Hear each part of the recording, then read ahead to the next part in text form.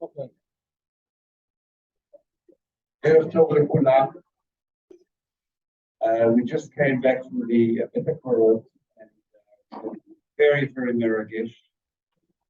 היה ממש מכבוד שם, חלק היו שם, חלק לא היו שם, אבל הדבר היחידי שאני רוצה להשיג גם בתקורות שהיה וגם פה, על ההזכרה של חנה, זה לתת לה כמה כבוד שאפשר.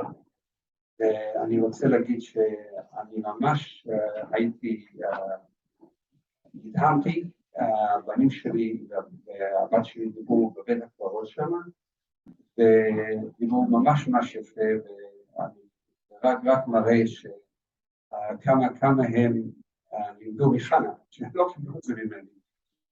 אני לא יודע למה אני יודע בעברית, אבל I can switch to English in a moment. Okay. We're going to have a few speakers here tonight. I heard some people already had somebody good. There may be some left afterwards as well. But first of all, I would like to welcome all of you, friends and family that are here today. It's a real tribute to Chana that we're having so many people and friends. It's not muvan love after a year. And many people come to me and they say they can't believe it's been a year. I understand absolutely everyone who tells me they're feeling they're missing Chana because Chana touched so many lives of so many people with her genuine understanding of the family and the knowledge of what's going on in the family environment. She made us feel like she's the best friend of the person she was talking to. She was really into the interpersonal relationship with children and with family. So it's 1 year that Chana left us, and by us I mean all of us, because a lot of us are missing her. That she was exceptional. I think many people would agree. It doesn't have to come from me. I was too close to say that. But in many ways, she was extraordinary because there aren't a lot of people that have so many tchunot in one person. And I was very lucky to be Zoche to live 4 years with her. And she really did leave an indelible impression on all the people whose lives she touched. For those that knew her, I don't have to really tell or expound on her qualities and virtues. Whatever I would say would not be enough to explain what Chana was, and it feels almost miyutar. Some people didn't know her, so maybe some of these words will be helpful. So I'm going to just read, if I can, a typical comment from some people that I got today, which maybe encapsulates who Chana was to these people. Over the years, we had many people in our house. It was a really open house, and she was very genuine with her hospitality and very good with it. Let me just see if I can find this. 1 second. No, it's not going well. Okay, here we are. So I have actually a cousin in America, Betsy Rosenberg, who was one of the B'nai Bait in our house. It wasn't Chana's family, it was my family, but the beauty was that Chana incorporated my family to be her family, to the extent that she was closer to them than I was, you know. And she even said to me, Yossi, the best thing about marrying you was I got such a wonderful family. I mean, it was amazing. So Betsy learns Mishnahs every day, and he lost his father 2 years ago, and he's incorporated Chana's name, the Eloi Nishmat Chana, the Mishnahs that he's learning. And he wrote me in English, 1 second. He wrote, she was such a good person, especially for us, the Chorim, the cousins that came to Israel. In other words, all my cousins in the States sent all their kids to Israel, and Baruch Hashem, they had many children. So they sent a lot of kids that came to us, and she said she created a second home feeling in your house when we needed that so much. They were away from their families, and we gave them a home away from home. She was also a growing person, striving to always be better in her observance and connection with Hashem, and altogether in progressing in her maturity and learning new things all the time. The other thing I got was in Ivrit.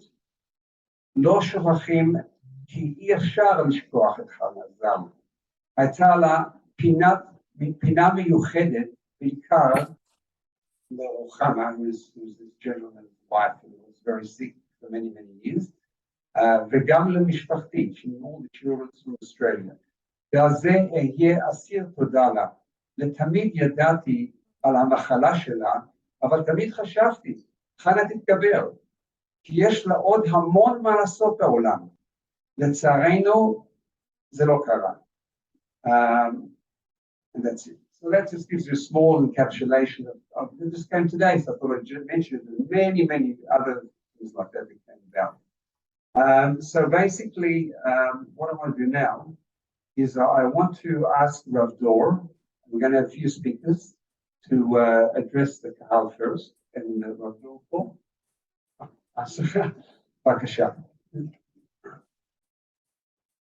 Just want to say that Chana and Rav Dor were very close and had a lot of conversation together, and Chana got a lot of chizuk from Rav Dor during the Yom.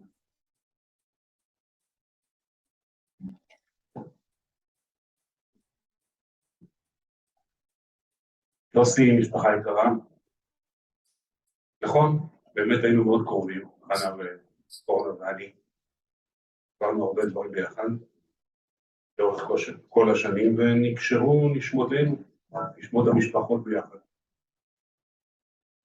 לפני כשנה באנו בו וכולנו, כל מי שדיבר וכל מי שנכח, הזדהה עם הדברים, קשרנו כתרים לראשה של חנה. ויצאתי בתחושה שכל מי אמר דברי אמת, ולא הגזמנו. ממש לא הגזמנו, כי זה. וכל אחד לקח את הדמות שלה ואמר בעצם אותו דבר בניסוח אחר, סימן שזה אמיתי. ממש שני נביאים שמתנבאים בסגנון אחר, אבל אומרים אותו דבר. אז ככה זה היה. זוכר שעמדתי כאן ודיברתי על חנה כסנה בוער באש, והסנה איננו קל. כך קראנו עליה את הפסוק הזה, ודיברנו גם על השיר שמבטא את הדמות שלה, בן אדם כסנה מול השמיים בו בוערת אש. והדברים נכונים, וכולם בעצם דיברו על האש הגדולה שהייתה פעם. אש שמחממת ולא שורפת, וכך הרחבנו ותיארנו. היום, כשעברה כמעט שנה, חשבתי שאולי ניגע בשאלה הלכתית אחת מרתקת, שחנה הייתה מאוד אוהבת. חשבתי, איזה רעיון חנה הייתה אוהבת? בואו נגיד רעיון שחנה שומעת אותו, אומרת, וואו, זה אני. חשבתי, תרשו לי להציע הצעה, בבקשה. יש שאלה מרתקת על משלוח מנות בפורים. שואלים אותה רבים, ומתעסק ביהודי מאוד חשוב, שנפטר בשנות ה-70, היה מפוסקי העולם, הרב יחיאל יעקב ויינברג, ניצול שואה, רבם של כל בני הגולה כמעט, חיבר הרבה ספרים, המפורסם בכולם, פשוט שרידי אש, כשמו כן הוא, הוא מוצא על מאש. והוא שואל שאלה מרתקת, יש מצוות משלוח מנות, כתובה במגילת אסתר. למה לא מברכים אשר קידשנו במצוותיו וציוונו על משלוח מנות? אז בטח תגידו שאצל חנה הברכה הזאת הייתה בטח 18,000 פעמים, או לא. מה נכון? זה מה שאמרתי. אז הייתה צריכה לברך, אבל נגיד שאתם פותרים לחנה את הבעיה, ואומרים לחנה, פעם אחת מברכת. יש בבוקר עד כמה, מברכת, והעסק רץ. למה לא מברכים באמת? זה מצווה. מברכים על הרבה מצוות, מצווה דרבנן. למה לא מברכים מצוות משלוח? קוראים לרבים טובים. הוא רוצה לתת תשובה מרתקת. תן את התשובה שלו וזה נעמוד. אומר הרב ויינברג, לפני שאנחנו שואלים על מצווה, למה לברך עליה, נשאל מה הטעם שלה. למה המצווה הזאת? Yeah, probably. כאן. Yeah, probably. למה? Just tell him to let it go on. אז הוא אומר, מצוות משלוח מנות זה פשוט. המצווה הזאת נועדה ליצור אהבה, אחווה, שלום ורעות, נכון? ליצור את חנה, שכולם ירגישו בסדר. אומר, אז איך אפשר להגיד, אשר כיתנו נמצא וציוונו להיות נחמד? אי אפשר. או שאתה נחמד, או שאתה לא נחמד. זה הסיפור.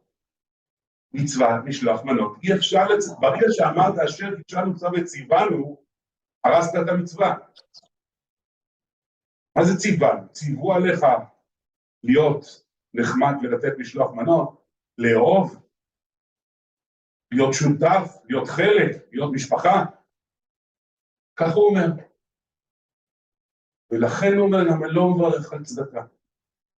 אשר קידשנו במצוותיו וציוונו לתת צדקה. אם אתה נותן צדקה בגלל שאתה מצווה לתת צדקה, זה לא מעלה כל כך גדולה, אל תזכיר את זה בברכה. זה בסדר, יש אנשים שנותנים צדקה כי הם חייבים.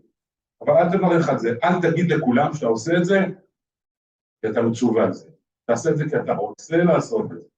אותו דבר כמו משלוח מנות. הוא נכנס לשיטת הרמב"ם, וזה בסדר גמור, לא ניכנס כאן, זה לא מקום. זאת אומרת, מה יש לנו כאן? יש לנו כאן מצווה, שניתחו אותה, ואמרו שהרעיון שלה לא צריך ברכה. הרעיון שלה כולו הוא המצווה. חשבתי לעצמי, קודם כל הנימוק הזה הוא מרתק, אבל הוא נועז מאוד. בעצם הוא אומר שיש דברים ביהדות שצריך להעמיד אותם לא על החובה, אלא על הרצון הפנימי של האדם. אל תגיד ציוונו, תגיד אני רוצה. תתחבר. תגיד, ממש, ממש רוצה לתת צדקה. ממש רוצה לתת משלוח מנות. אל תברך. לא כל המצוות ביהדות הן כאלה, אבל יש מצוות כאלה. אני חושב שכל מי שהכיר את חנה ידע שהעולם היהודי שלה הוא לא בא מבפנים. הוא לא בא מהציווי. הוא בא מהאינטואיציה הפנימית שלה. העולם הדתי שלה, העולם היהודי שלה, העולם ההתנהגותי שלה, העולם החברתי שלה, היו אותו עולם בדיוק. והיא בחריפות שכל, חנה הייתה אישה חריפה ביותר, מאינטואיציות נפלאות. היא הבינה את המערכת. את המערכת היהודית, את המערכת ההיסטורית של היהדות, את המערכת הדתית. והיא הייתה מחוברת להם בכל נימי נפשה, בתוך אינטואיציה פנימית, וכך היא עשתה את הדברים. הייתי אומר שהיא קצת אפילו שלטה על המערכת הזאת, והבין אותה לעומק. אז אני יודע שאם הייתי שואל את השאלה, ואומר את התשובה, חנה הייתה מחייכת, והייתה חושבת בלב, וואלה זה אני רוצה לעשות טוב כי הוא טוב. לא מצווה לעשות. נפגש עם חנה, על כל התחומים שהיא התעסקה בהם, היה מרתק, אבל הוא בא מתוך האינטואיציה הפנימית, הכל כך חכמה שלה, וביחסה, כיחסה, לבני אדם, כך היה יחסה, הקדוש ברוך הוא, התורה, המצוות, וכל המחויבות, וכל המערכת הזאת. חיבור מדהים, חיבור שצריך ללמוד ממנו, חיבור כנה, מאוד כנה. על מה לא יותר אנחנו לא נחזור. אני חושב שנגע, דיברו כולם, אני זוכר את אורנה ואותי בגימל השבת לפני שנפטרה.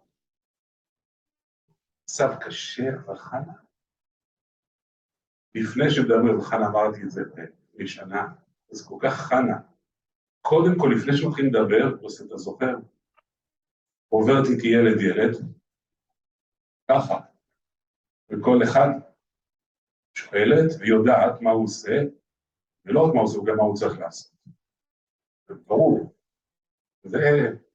עכשיו שוב, זה אינטואיציות. דרך אגב, היא צדקה, מה אני אגיד לך? היא פשוט צדקה. ויש שאלות, ויש קושיות, ויש תשובות, ויש... הכל באינטואיציה. אותה מערכת יחסים שהייתה בורנה ביתי, הייתה גם עם בורא עולם. כאן אני עלה איתו דיאלוג, כנה, אינטואיטיבי, בריא, ונתנה לכולנו שיעור בהמון דברים. אז כן, רבי יחיאל יעקב ויינברג, זכר צדיק לברכה, והתשובה שלו מבטאים מאוד את הדמות שלה. אפשר להאריך פה לילה שלם, לא נעשה את זה.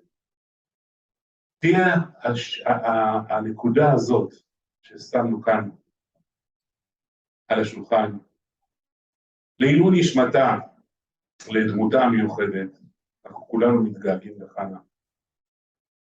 רוצה להגיד לה, אני בטוח שהיא גם שומעת את ההזכרה הזאת, באיזשהו דרך, שהיא, דברים שהיא סדרה בעולם הזה ממשיכים להסתדר. חנה, הכל מסתדר לפי מה שאת רוצה. תהי רגועה. תהיה נשמתה צרורה בצרור החיים.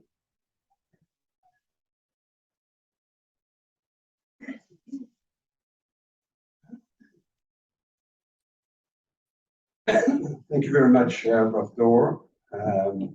Can't really top that, but we will try. Not me. I now want to welcome Esther Olech, who is a friend of ours for many, many years. They made Aliyah, and we met them as they made Aliyah for 25 years or something, to address us now. Esther, you here? Oh, there you go.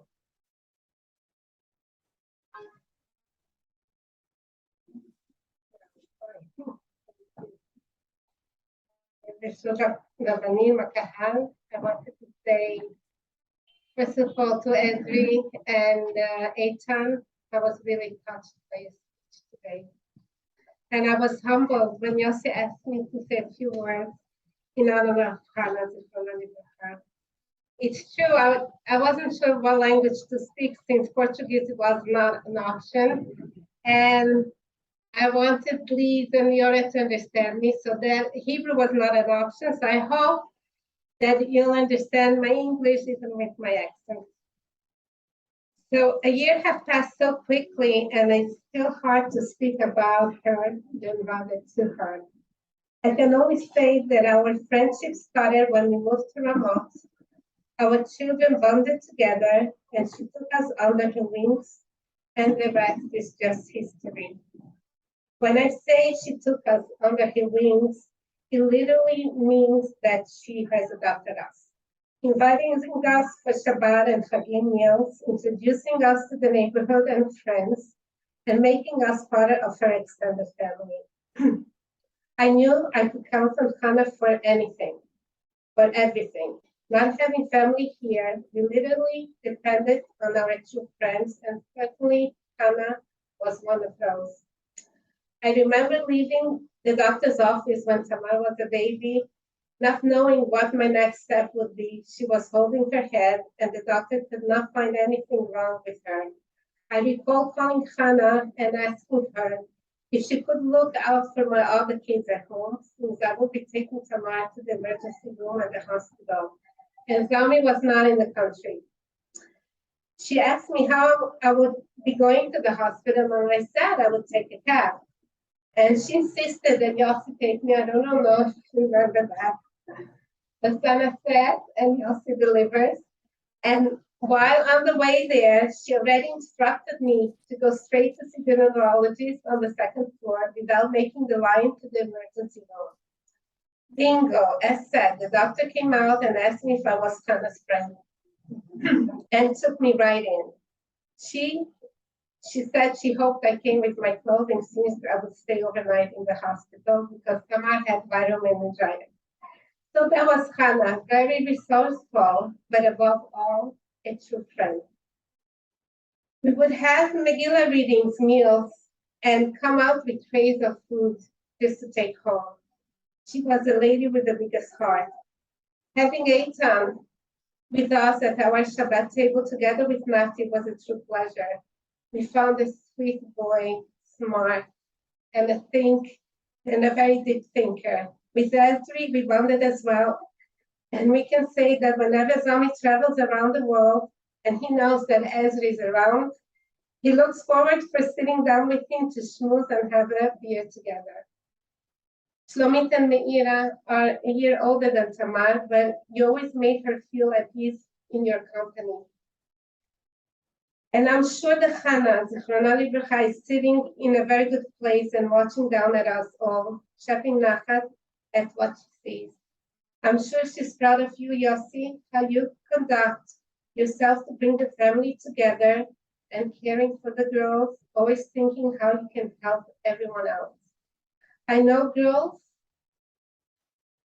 that you were here for your dad as well. And I know you boys, despite the distance, made your share as well. And I can say that apple does not fall far from the tree. We just started Sefer Dvarim, and this last Shabbat we read Parashat Dvarim, and I would like to make a comparison between Moshe Rabbeinu's last speech and Hannah's life. Moshe Rabbeinu, our leader, writes his last speech to Am Yisrael after leading them in the desert for 40 years. Some traits are exclusive for leaders. Moshe Rabbeinu is careful enough not to embarrass Am Yisrael when so he starts his first pasuk saying, Eila dvarim asher diber Moshe l'kol bnei Yisrael, בעבר הירדן במדבר, בערבה, מוסוף, בין פארן, בין תפל, בלבן, וחצלות, ובזהב. He mentions the places where Am Yisrael committed sins without explicitly the sins themselves. He doesn't want to embarrass them. Moshe recalls all that he went through with Am Yisrael, the good times and bad times. An educator knows when to pray and when and how to give it. Once Hashem, Moshe says that Hashem wouldn't have spoiled them by giving them the man and the pillars of fire in the desert. He would have committed the sin of the desert. He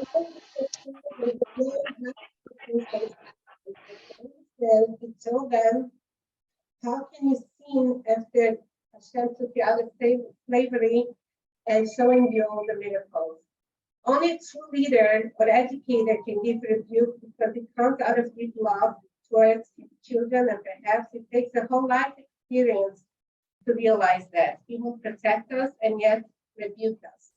He will love us and give us instructions, respecting our choices and who we are. But when we know that it comes out of love, it makes it so much easier for us to accept. When we are hot-tempered with things that just happen, not always we can internalize and see that it was for our own benefit. Looking backwards after 40 years, it gives time to mature and introspect on all events throughout the course of Moshe Rabbeinu's life. In this marriage, I would like to shed some light in the last year of Hannah's life. We know that she had the traits of a leader at a younger age. While lifting the spirits of her mates when they got lost in Australia's Til Shnati, she was singing and making jokes, reassuring them that all would be fine until they were found and returned to safety. Hannah's call to home to Eretz Israel ran in her veins. Where Moshe Rabbeinu didn't marry to enter the land, he left a legacy for years to come that this is our land and Chalav U'Dvash. Hannah was always very transparent in her relationships, in her friendship. Something I take with me up to this day. She never withheld any piece of the puzzle. She was always honest, always shared with us things that she found interesting or shared things that might benefit us. She was a smart woman, having many tools of interrelationships, a lot of life knowledge, where she indeed helped many people that needed her expertise. At the end of her life, she was able to look backwards and see all the good things that she had in her life, looking at her offspring with much respect for their choices with much love. But all in all, she was able to instruct, give advice, and all with a deep sense of love and aspiration for her children to continue the change that she and you, Yossi, have started. These people leave behind them big shoes, but they also leave a legacy and instruction as how to fit in. They give us strength because they believe in us. They build in us confidence that we can do it. So in her merit, we will continue the chain and her legacy to love this land, its people, without judging no one, to build a Jewish home open to guests, a home that knows our past, present, and future, a home based on the principles of Judaism, a place that we can call it home. In light of to the Av that is about to come this Friday, may we, after this year of mourning, know only happiness and be able to dance at the smachot of our children. May her bear memory be a blessing to us.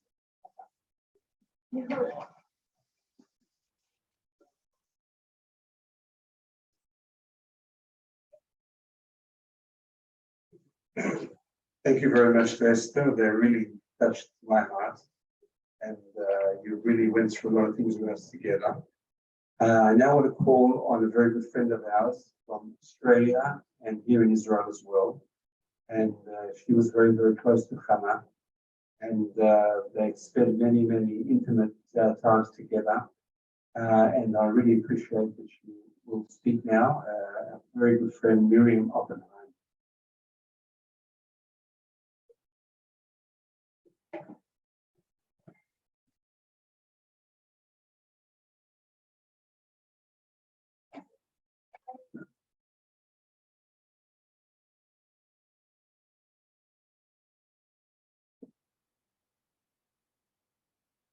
It was Erev Shabbat, 3 p.m. in the afternoon.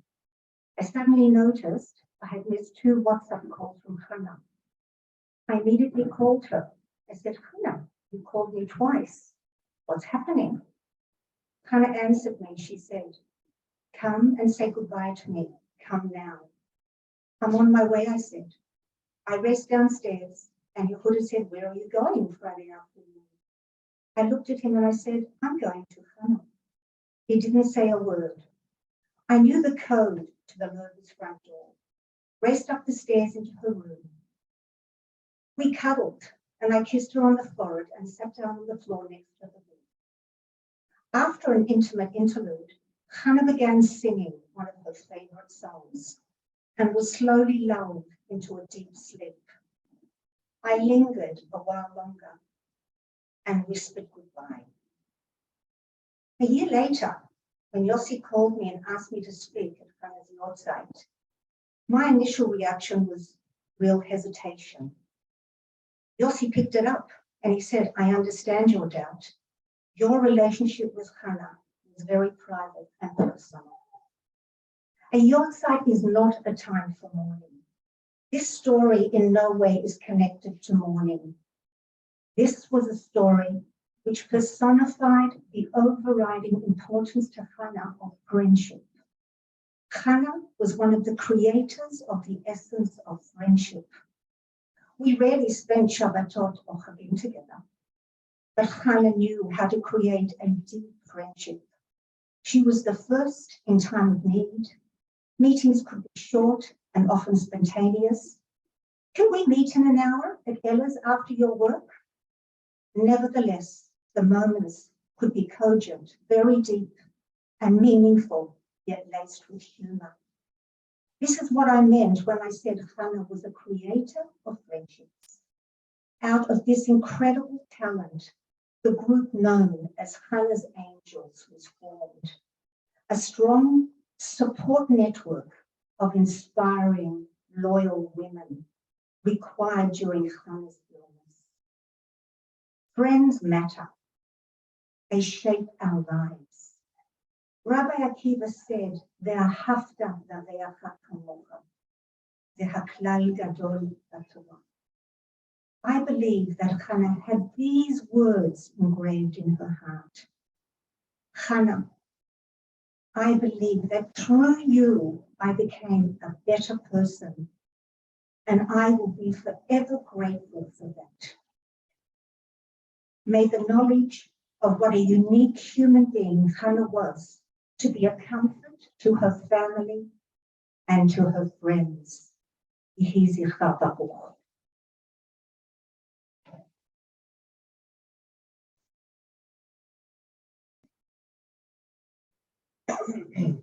We're coming close to the end of the evening as far as speeches go. I just want to actually finish off what I promised Chana when at the Beit Hesped, and she was lying there in front of us. And I said, Chana, I promised you that I will make the best efforts to keep our family united and that we will manage on our own. And after 1 year, I can say that we are on the way, the right path, and especially the amazing performance by my children today was very inspirational. I want to say that, Chana, you should rest in Gan Eden and continue your influence on the family and on Klal Yisrael, on your friends.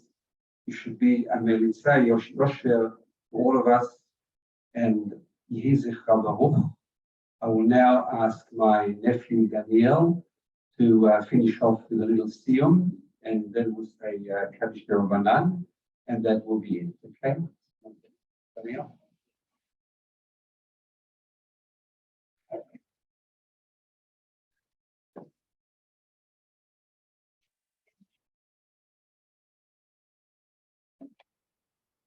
This is just the Masechet of Mishnayot. I've learned Leilui Nishmat Chana. And when we talk about Leilui Nishmat, what does that mean? We do it for the zechut of the niftar or the nifteret. Well, what does that mean? How does that work? Is it some sort of mekach or menkar? Is some sort of business you can, or a matana, you can give somebody a zechut? How does that work? So, as I understand it, as I've been told, what it means, Leilui Nishmat, is if you've done something because of that person has influenced you to do something. So even after the passing, then that is lizchutam, because they caused it. So that means it says yelchu mechayel el chayel, that even after somebody is nifteret, they still go from one. They can still go from one level to the next in Gan Eden as time goes by. And what we do here, because of them, it's not just a gift that we're giving them, it's something that we've done because of them. So that is nizkaf lizchutam. That becomes in their merit, because it's because of them. And there's an interesting halacha I was learning yesterday on Tisha B'Av, some of the Hilchot HaVeilut, which we're allowed to learn on Tisha B'Av. And it says there that if you want to do something Ilui Nishmat somebody, so it depends if it's stam somebody who wants to do it Ilui Nishmatam, or if it's a child. What's the difference? If it's stam somebody from outside who wants to do something Ilui Nishmatam, then you have to say beforehand and think beforehand, I'm doing it Ilui Nishmatam. Whereas a child does not, it automatically goes to the zechut of the niftar. Why? What's the difference? As I understand it, the difference is this. If it's somebody from the outside who was not necessarily directly influenced by the person, so in order to make it be for the merit of that person, so you have to think about it and you have to consciously think that I'm doing it because of this person, and therefore the person has caused you to do it. Whereas a child, automatically, anything that they do is because of the education and because of the influence that they've gotten from that parent. So anything you do, any small thing that you do, any large thing that you do, anything that you are, is really because of who your parents made you. So a child when is doing something doesn't need to say Ilui Nishmat, because it automatically works that way. So I'm not actually a child, but she always loved me and my brother as a child, and certainly many things which I have today are because of her. I don't need to mention the fact that I'm living here in Eretz Israel is largely because of a lot of her help. My shidduch came about through her. So in that sense, I don't need either to say Le'ilui Nishmat. I did anyway because the halacha says that technically it's the children who don't need to say it. But in many ways, a lot of the things that I'm doing now are nizkaf lizchuta automatically. Now the Masechet I learned is Sanhedrin. The actual end of the Masechet is not so pleasant, so to speak. It's talking about dinim of chayavim mitot. But I'll take, to finish off, I'll take a keta apart from the Mishnayot. When the edim, the witnesses, would come in a capital case, so the judges would warn them, you should know how serious it is what you're doing here. So it says in the Mishnah like this: Lifichach nivra Adam Yechidi. Why was Adam Arishon created as an individual? Right? Everybody wasn't created together. In fact, even two people weren't created together. First Adam Arishon, and then he was split into Adam and Chava. Lelamedcha, to teach you, shekol ha'ma'abed nefesh achat miYisrael ma'aleh alav ha'katuv ki'ilu ibed olam maleh. Anybody who destroys even one soul from Israel, as though he destroyed the whole world, just like Adam Arishon at the time was the whole world. Anybody who keeps alive one nefesh Israel, so really what we have here is a lesson that's saying that every person you deal with is a whole world. Every person you deal with is important. Everything you do for somebody else. On the other hand, there's something else we learn out from that. Because Adam Arishon was created as an individual, everybody must say, Bishvili nivra ha'olam. The world was created because of me. So what does this mean? Am I here to be Mekayem Nefesh Shachat somebody else? Am I here to serve other people? Or am I here for myself? It sounds a bit selfish. So I don't know, but I think the pshat is like this. I think the pshat is, when it says Bishvili nivra ha'olam, the point is everything in the world, a person has to look at it, and everything in the world is for me to use to better the world. Everything that is created there for me to serve Hashem, for me to do the right thing with. So on the one hand, it sounds a bit self-centered, but on the other hand, a person has to be self-centered in that sense that everything that I do actually makes a difference. Right? A person could say, I'm one of billions, who cares what I do? Everything that's there in the world is for me to utilize for Avodat Hashem. And that's where that outlook comes when I say, so on the one hand, everything is there for me to utilize for Avodat Hashem. On the other hand, what is that Avodat Hashem include? That's that every person that I deal with is an Olam Maleh. I'm an Olam Maleh because everything I do has significance, whether it's large or small. But every person that I do something for is also an Olam Maleh. So a person shouldn't say, who am I? What can I do? Even the smallest things that I can do, what's it worth? Because it was created for me, so I'm important what I'm doing. And also, if I am a Kayem Nefesh Achat, if I help somebody else, then Ki'ilu Kiyamti Olam Maleh. And I don't need to be Mefaret. I don't need to elaborate because everybody's done it already, everybody knows about it already. I think perhaps these two ideas, the Bishvili Nivra Ha'olam, what I can do is significant, is important, and is worth utilizing all the resources that I have. And that the person I'm doing it for, even if it's only one person, if, as with Dodachana was, it was for many people. But even if it's only for one person, then it's all worth it. That's an Olam Maleh. I think those words is something that we can take from her, that certainly I can take from her, that her family can take from her, and all the friends can take from her, this idea. And if we take this idea and utilize it, what we do is important, and the people we're doing it for is an Olam Maleh, that should be Le'ilui Nishmata. חנני בן הקשר מרות צד לשבור חוץ, זק יסיצור. פיך הכי בועלים חרץ, ומצלה שנאמר עלינו חוץ מהנציג ביד יוצר רבייה. Davis Gadash Merabo, Bodikov, Yanim Akute, Yatsukune, Kore Mishiche, Chayachom, Yonafon, the Chai of Bet Israel, Bagala, Bisman Karide, Romain. Heish May Rabo, Mevorach, the Lamon, Mayo, Sporach, the Baptist, Sporach, Nase, Isador, Isalev, Isalon, Medibucho, Berichu, Neronico, Bifoso, Bishiroso, Nechamoso, the Mio Dolmov, Romain. I just told her the number to the Honda for the minute and the Honda for Meldas in the Rice. Give us the dish and everything for the Kavatar. The Hale on the Punch Mamma, the Histo, Brahmi, the Hanation, the Vihay, who be calling column of the Shmayo, Baro, the Wu, Omain. They from Mohammed Shmayo, I'm for him, or any of the colleagues to have you, Omain. Voice of Sherman, Boimo, Rasamo, Yashaman, but 20 so have you, Omain. Thank you, everybody. Now, please. Good time.